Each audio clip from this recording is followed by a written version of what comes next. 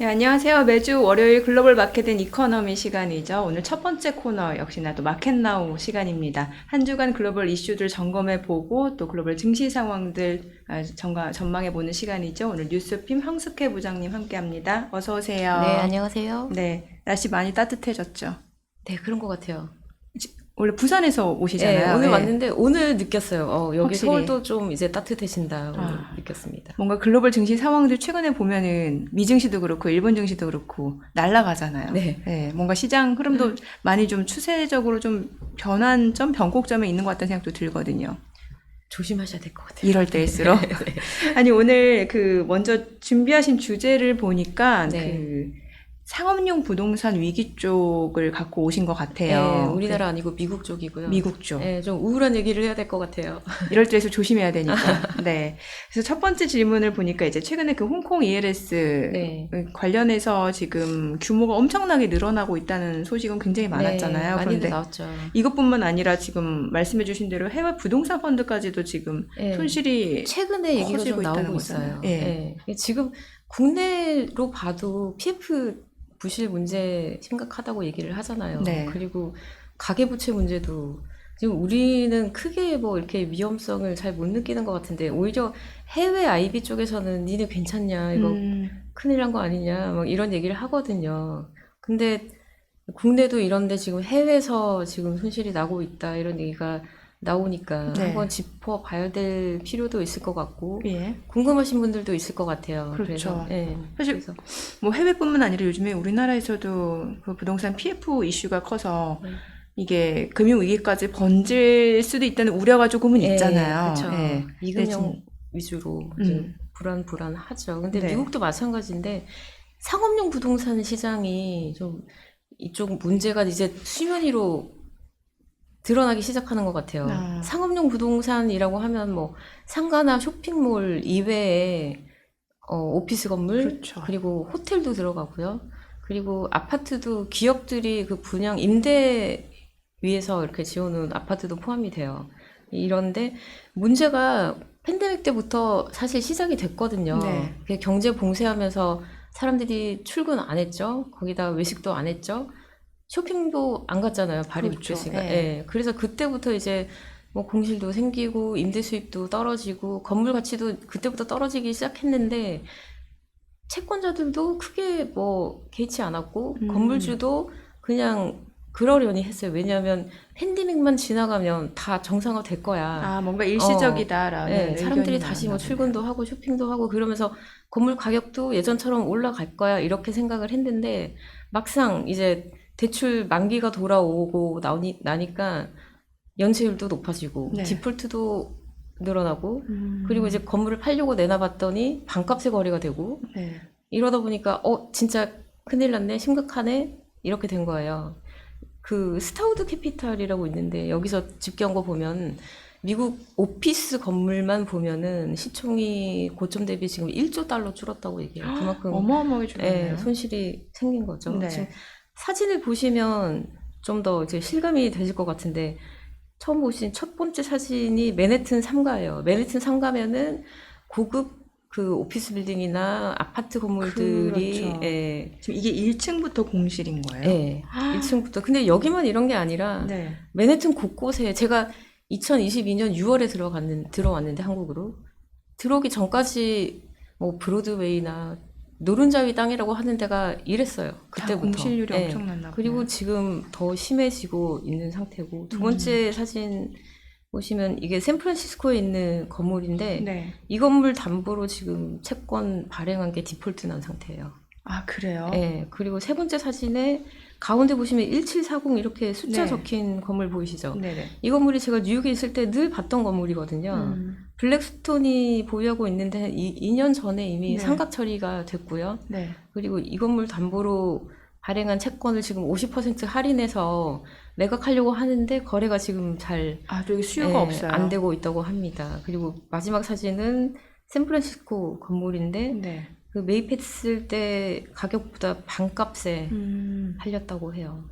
그럼 이게 사실은 시장에서 예상했던 거는 이제 코로나 팬데믹 때 일시적으로 이런 수요가 줄어서 네. 공실률이 높아진 거다라고 봤던 건데 지금 막상 이제 다 리오프닝이 된 상태인데도 네. 그렇지 못하다라는 회복이 거잖아요. 안 되고 있는 거죠. 어, 원래 미국의 부동산이 안전자산이라고 했었거든요. 그렇죠. 예. 특히 중국 돈 있는 투자자분들도 많이들 미국 쪽 했죠. 많이 예, 상업용 부동산 그렇죠. 묻어두면은 오른다 이런 자산이었어요. 그리고 저도 이번에 찾아보고 알았는데 미국 상업용 부동산 시장이 25년 동안 네. 뉴욕 증시 S&P 500 지수를 아웃퍼폼했다라는 S&P 데이터가 있어요. 500을 네. S&P 500이 배당 수익률 포함을 하면 20년 이렇게 넘게 장기로 볼 때 연 수익률이 10%대 되거든요. 네. 10한2% 정도 됐어요. 근데 상업용 부동산 시장이 이보다 더 높았다는 거죠. 그랬는데 지금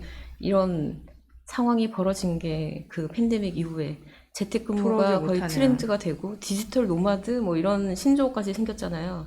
그리고 외식도 생각보다 사람들이 경제 풀린 이후에도 잘 안 해요. 왜냐하면 물가가 너무 많이 올랐거든요. 서비스 물가도 많이 예, 올랐죠. 외식비가 오르고 팁플레이션이라고 들어보셨잖아요. 예. 팁플레이션. 그런 비용까지 하면은 제 친구들이 나가서 뭐 먹기 겁난다 얘기를 해요, 아직도. 그리고 전자상거래는 뭐 그 이전부터 점점 성장을 해왔는데 팬데믹 때 특히 많이 가속화됐고 그렇죠. 그리고 경제 개방한 뒤에도 이 시장은 점점 커지면서 그 상가 건물도 지금 상태가 안 좋아요. 그래서 거기다가 이제 중국이 자기네 내부 상황이 안 좋으니까 밖에 해외에 투자했던 거 지금 팔고 있거든요. 이 충격도 만만치 않은 것 같아요. 그러니까 오히려 지금 시장에 나오는 매물은 늘어나고 있는 상황이고 그렇죠. 투자하겠다는 그 수요자는 없는 상황이고 수요가 없으면서 가격이 이제 떨어지는 떨어지고. 거죠. 이게 채권 시장의 지표로 이제 적신호가 나타나기 시작하는데 네. 그 CMBS라는 게 있어요. 네. 상업용 부동산 저당 증권인데 건물을 담보로 대출을 해주잖아요. 그러면 그 대출 채권만 따로 모아서 이자 별도로 원금 별도로 이런 식으로 구조화해서 내놓는 증권인데 이게 작년 말까지 한 해 동안 네. 오피스 빌딩만 그 만기 도래한 게 358억 달러라고 나와요. 네, 근데 이 중에서 원리금이 정상적으로 상환이 된 게 26%밖에 안 돼요. 그럼 나머지는 다 어떻게 된 나머지는 거예요? 어떻게 됐을까요? 75%는 네. 지금 오피스 빌딩에 30일 이상 연체된 게 10.5% 최근 지표거든요. 이게 네. 1년 새에 3배 뛰었어요. 전체 상업용 부동산도 30일 이상 연체가 7.39%. 상당히 높은 거거든요. 그러네요. 이렇게 문제가 생긴 채권은 그 돈을 빌려준 데랑 빌린 곳이랑 이렇게 양쪽에서 협상을 하는 게 아니라 제3자한테 넘겨요. 관행인데 제3자한테. 예. 네. 이런 업체를 그 특별 서비스 업체라고 해요. 이쪽에서 이제 받아서 채권을 받아가지고 네. 뭐 만기를 연장을 한다든지 아니면 대출 조건을 조정을 한다든지 아니면 뭐 자산을 매각을 한다든지 이렇게 좀 해법을 마련해 그러면 보는 이 거죠. 채권을 예. 뭔가 헐값에 가져가서 헐값에 할 수도 있고 여러 가지 해법이 있겠죠. 일단은 받아서 조정을 하는데 그런 업체, 제3의 업체에 넘어간 채권이 1000건 정도 되고 금액만 보면은 한 148억 달러 이 정도 된다고 나와요. 근데 네. 이런 업체가 채권을 받으면 제일 먼저 뭘 하냐면은 건물 가치부터 다시 산정을 해요. 네. 왜냐하면 이 건물에 뭐 공실률이 얼마나 되는지, 임대 수입은 얼마나 들어오는지, 그래서 건물 가치가 얼마나 되는지 이런 게 기본적으로 나와야 뭐 채권 그 만기 연장을 하든지 조건을 다시 뭐 설정을 하든지 다음 순서가 그렇겠네요. 진행이 되는 거잖아요. 네. 그래서 최근에 그 가치 재평가된 거 한 220건을 들여다봤더니 담보물 가치가 평균 40% 떨어진 걸로 나왔어요. 그러면 이 부동산 가격이 뭐 반값으로 폭락한 게 그만큼 그러니까 처음에 이게 100억 달러짜리 건물이야 했던 게 40% 평균 이 정도 떨어졌다는 거죠. 가치를 재산정을 그러네요. 해봤더니. 왜 그런가? 그럴 수밖에 없는 게 그 다음 그래프를 보시면 무디스에서 이게 집계를 한 건데 오피스 빌딩 공실률이 지금 19.6%거든요. 최근 자료인데 보시면 2008년 9년 금융 위기였잖아요. 네. 이때도 이때보다 더 높네요, 네, 공실률이. 지금처럼 이렇게 공실률이 안 높았어요. 그래서 이때도 보니까 10% 중반이었던 것 같은데. 그러니까 금융 위기 때보다 지금 더 높은 거죠. 그리고 다음 그래프가 저는 되게 재밌다고 생각을 했는데 이걸 팬데믹 이전에 2019년을 100으로 봤을 때 지금 현재 오피스 빌딩의 입주율이 얼마나 회복이 됐나 이걸 보여주는 거거든요. 근데 까만색 그 선이 미국이에요. 네. 이거 50% 간신히 넘잖아요. 그러네요. 반밖에 회복이 안 됐다는 얘기죠. 오히려 유럽이나 이런 쪽은 괜찮은데. 유럽이랑 아시아가 70% 초반대 돼요.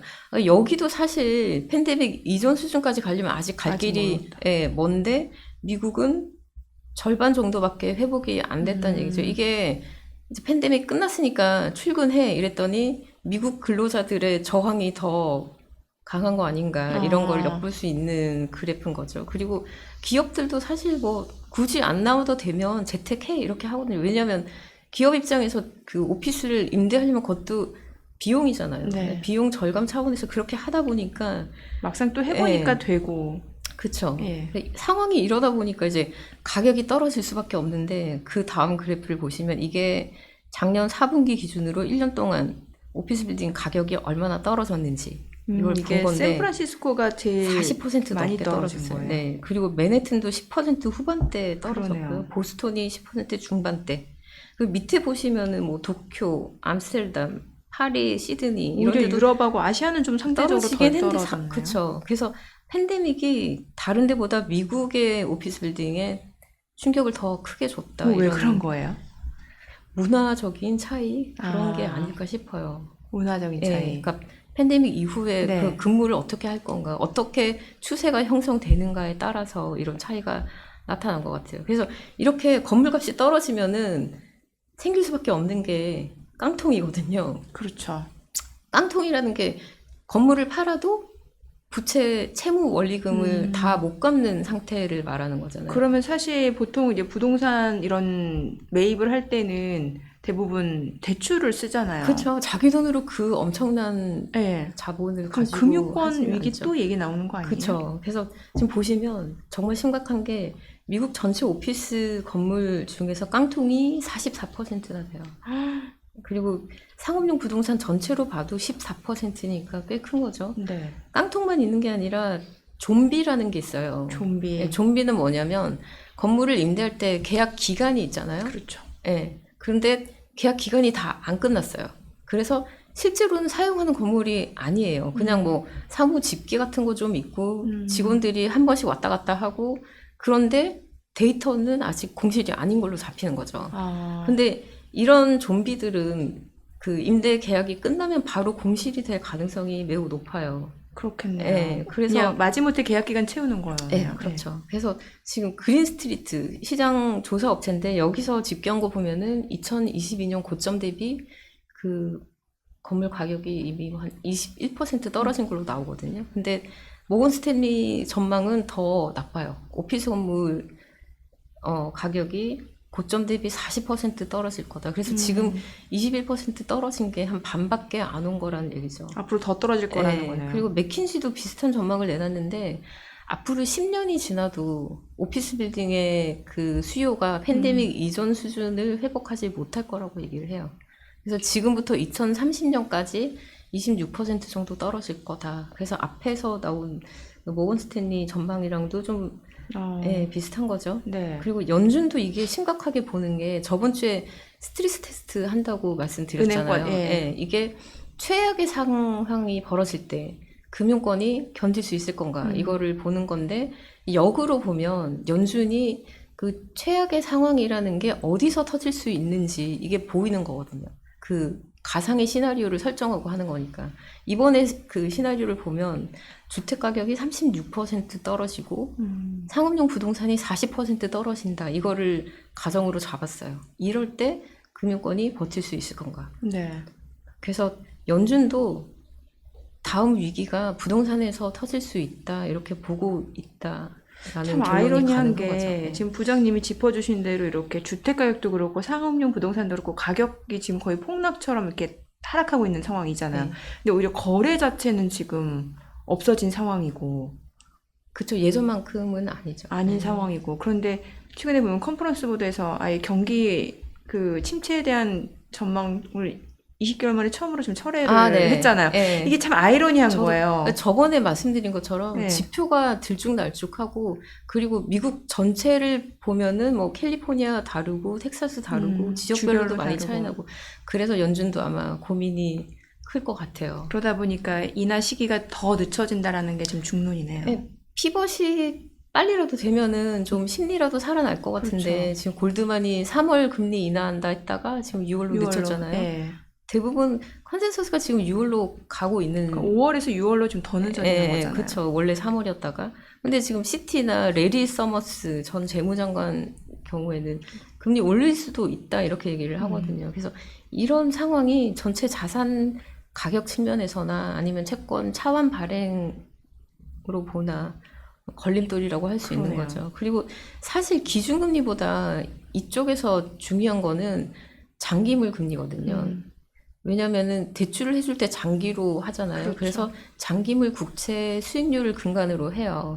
그러다 보니까 그 기준금리는 아무래도 단기물 국채 수익률에 미치는 영향이 크고 장기물은 시장 상황에 따라 결정이 되거든요. 근데 지금 입찰 성적이 별로 안 좋아요. 최근에도 20년물 발행을 했는데 응찰률이 2.39배로 나왔어요. 이게 평균이 2.6 정도 됐었는데 이게 더 떨어졌고. 장기물 금리 자체가 굉장히 올라갈 수밖에 없는 거잖아요. 입찰 수요가 적으면은 발행 금리가 올라가. 그래서 이번에 발행된 게 4.595%인데 이게 예상치를 넘었거든요. 네. 이런 상황이 계속되면은 장기물 국채 수익률이 오르면서 그 상업용 부동산 시장에는 더 압박이 될 수가 있는 거죠. 하긴 최근에 보면 10년물도 보면 한 4% 밑돌다가 최근에 4.3%까지 올랐어요. 물가 지표 나오고 나서 올랐죠.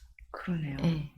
참 채권 시장도 안 좋고 좀 부동산 시장도 지금 좀 뭔가 좀 답답한 상황인데 이렇게 되면은 그 2008년 금융위기 때 얘기를 또 해볼 수가 있을 것 같은데. 지금 그렇잖아도 예. 2008년 이후에 최대 위기다 이런 얘기가 월가에서 나오고 있어요. 왜 그러냐면은 그 채권 만기가 올해부터 줄줄이 예정이 도래되는 거예요. 돼 있거든요. 올해 상업용 부동시장 전체로 볼 때 만기 물량이 9,300억 달러 가까이 돼요. 적지 않네요, 그리고 지금. 내년까지는 1조 5천억 달러, 그리고 2027년까지는 만기 물량이 2조 2천억 달러나 돼요. 와. 그리고 올해 9,300억 달러 중에서 네. 은행이 가지고 있는 게 47% 정도 돼요. 그러니까 절반 가까이가 은행이 가지고 있는 거죠. 나머지는 뭐 보험사 아니면 비은행 대출 기관 그리고 그 사모펀드 쪽에서도 좀 들어가 있고. 근데 어쨌거나 절반 가까이가 은행이라는 게 좀 불안한 거죠. 특히 지역 중소은행. 그 얼마 전에 뉴욕 커뮤니티 은행 네네. 주가 폭락하고 막 그랬잖아요. 그런 사태가 또 벌어질 수도 있다. 그래서 월가에서는 지금 그런 중소형 은행에 예금 가지고 있으면 빨리 빼서 다른 데로 옮겨라 이런 얘기까지. 그럼 중소형 은행 중심으로 좀 그런 사태도 일어날 수도 있는 그럴 거네요. 수도 있다는 얘기가 나오고 있어요. 그래서 그리고 지금 콜롬비아대 미국 아이비리그 중에 하나잖아요. 여기서 조사한 거 보면은 지금 현재 수준의 금리가 유지되면 디폴트가 12%까지 늘 수 있다고 얘기를 해요. 현재 금리 지금 고금리 상태가 지속되면요. 지속이 되면. 그리고 스탠포드는 지금 그 부동산 가격이 떨어지면서 부실이 점점 커지고 있는데 은행권이 이거를 장부에 제대로 반영을 안 하고 있다 이런 지적을 했어요. 네. 비슷한 얘기가 FT 파이낸셜 타임스라는 그 매체에서도 나왔는데 미국에 6대 상업은행이 있어요. JP 모건이랑 골드만삭스, 모건 스탠리, 시티그룹, 뱅크 오브 아메리카, 웰스파고 이렇게 6개 대형 은행인데 여기 이 은행들의 작년 말 기준으로 상업용 부동산 관련 연체 금액이 93억 달러로 나왔거든요. 이게 전년 대비 3배 늘어났어요.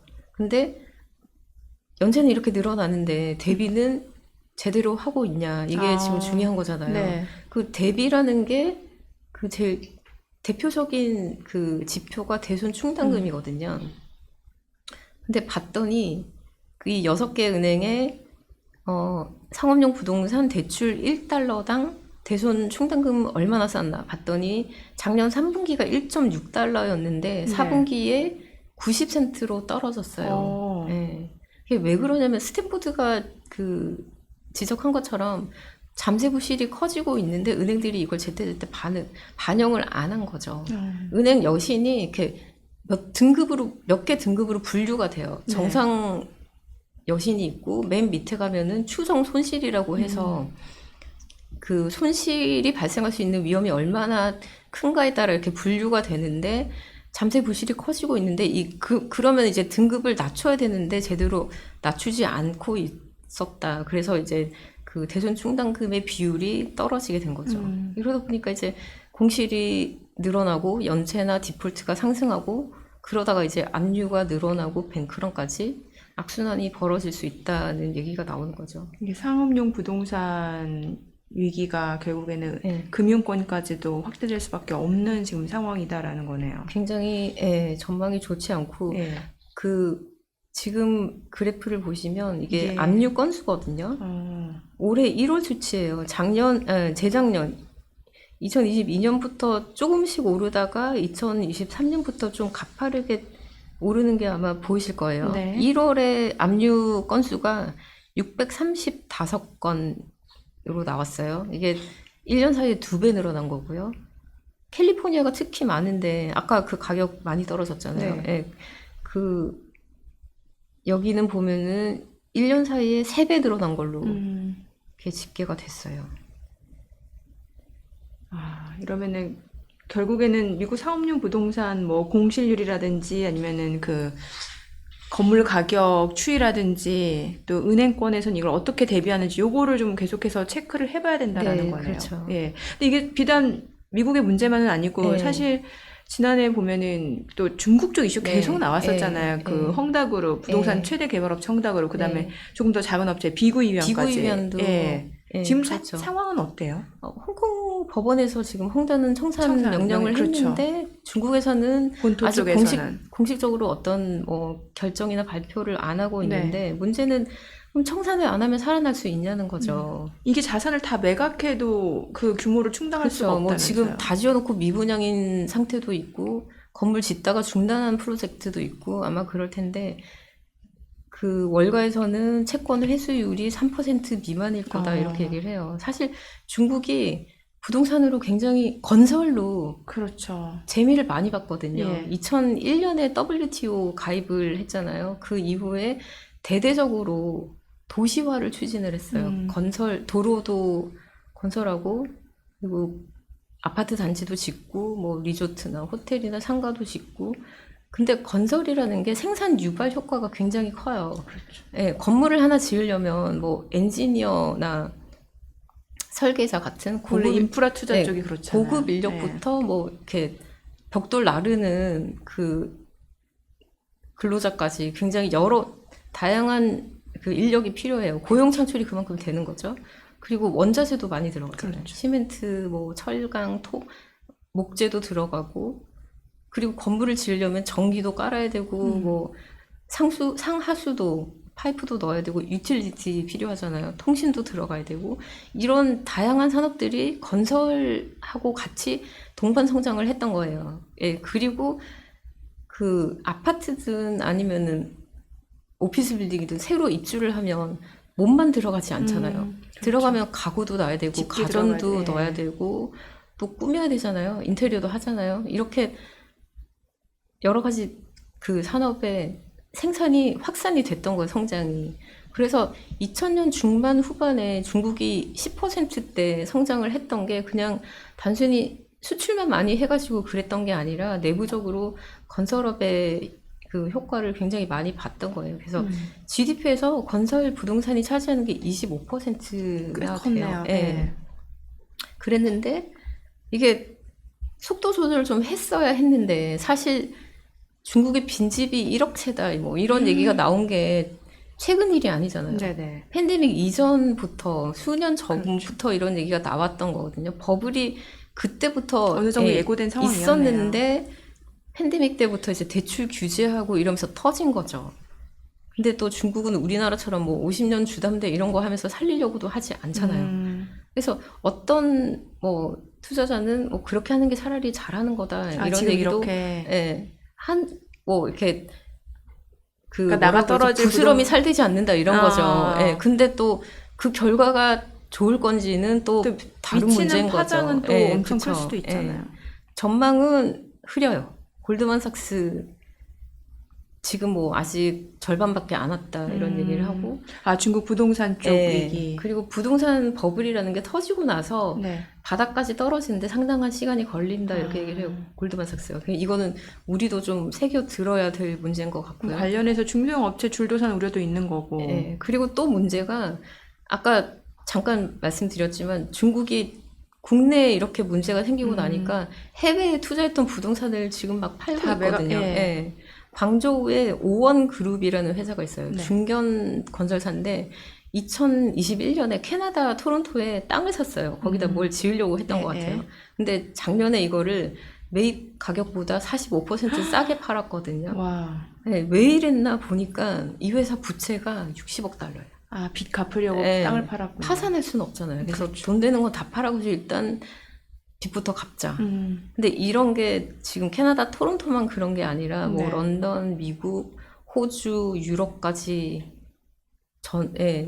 곳곳에서 이런 상황이 지금 포착이 되고 있어요. 뭐 싸게는 15%, 뭐 크게는 60% 할인 매각도 하고 있고요. 그래서 지금 미국만 문제가 아니라 같이 이렇게 엮여 있는 문제이기 때문에 국내 그 금융회사들 지금 상태가 어떤지 빨리 점검을 하고 대응책도 마련해야 되지 않을까 그러네요. 생각이 들어요. 사실 지금 뭐 S&P 500도 그렇고 다우도 지금 사상 최고치인데 일본 증시도 날아가고 있는 상황인데 만약 이런 부동산 이슈가 뭔가 탁 터지게 되면은 이게 그동안 좀 고점 논란, 좀 자산 가격 버블 논란이 있었던 부분에서 뭔가 하락 촉매 역할을 또 할 수도 있겠네요. 그럴 수 있죠. 이번 주에 또 보니까 PCE 발표가 있잖아요. 네. 네.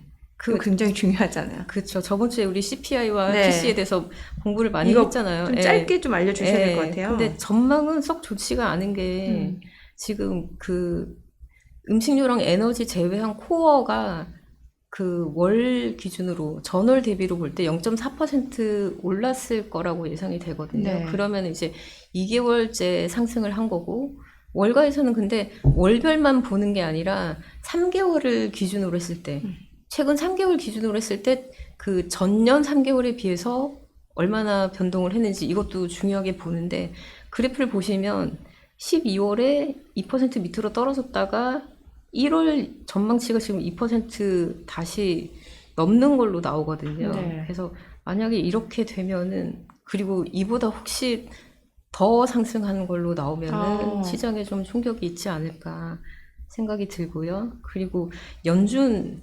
정책위원들 이번에 그 발언들 계속 연설이랑 예정되어 있어요. 발언이 예. 줄줄이 예상 전망이 돼 있어요. 그래서 이런 부분도 한마디 한마디가 좀 그러게요. 월가에서는 신경을 쓰는 부분이니까 같이 좀 보셔야 될것 시장에서 같아요. 예민하게 받아들일 수 있는 그런 이벤트들이긴 하겠네요. 네, 이런 그리고 앞에 잠깐 그 국채 입찰 아, 얘기했잖아요. 네네. 이번 주에도 월요일에 5년물이랑 2년물 예. 각각 640억 달러, 630억 달러로 발행 예정돼 있고 요새 화요일에도- 음찰률까지도 봐야겠네요. 네, 화요일에는 또 7년물 발행하니까 지금 뭐 수요가 어떤지 발행 금리가 어떻게 나오는지 이런 부분을 좀 자세히 보셔야 될 것 같습니다. 아, 참 이게 시장 자산 가격은 계속해서 올라가는데 항상 이렇게 뭔가 잠재된 리스크가 있으니까 이런 거 좀 체크를 해봐야 될 것 같은데 이번 주는 부장님 말씀해주신 대로 그런 뭐 개인 소비 지출이라든지 아니면 채권 그런 네. 입찰 결과 네네. 이런 거를 좀 봐야겠네요. 네네. 알겠습니다. 오늘 내용 잘 들었습니다. 네, 고맙습니다. 감사합니다.